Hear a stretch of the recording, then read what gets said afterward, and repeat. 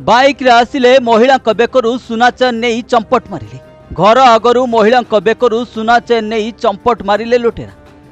एपरी घटना घटी कटक सदर थाना बालिकुदा जगन्नाथ कॉलोनी। आज भोर 5:30 समय रे अंजु बेहेरा नामक जड़े महिला निज घर आगे मॉर्निंग वॉक करथिले।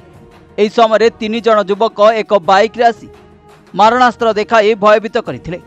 अंजु भयभीत हुई निज घर निकट को दौड़ी पलाई आसिथिले, हेले लुटेरा माने तांको पीछा छाड़ी नथिले। अंजु को पछे पछे आसी घर सामनारू मारणास्त्र देखाई सुना चेन नहीं चंपट मारिथिले। सबुदिन सकाल मॉर्निंग वॉक जाए, मॉर्निंग वॉक 5 रु जाए।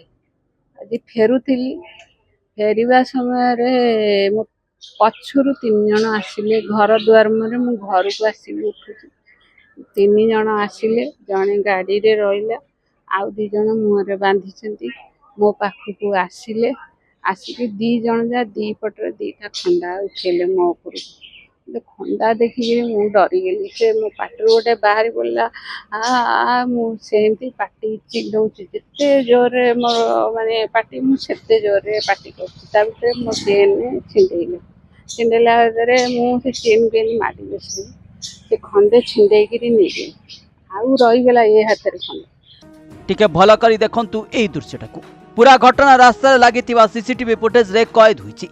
एने अंजु थाना रे अभियोग करिसंती। पुलिस घटनार तदंत करुछि।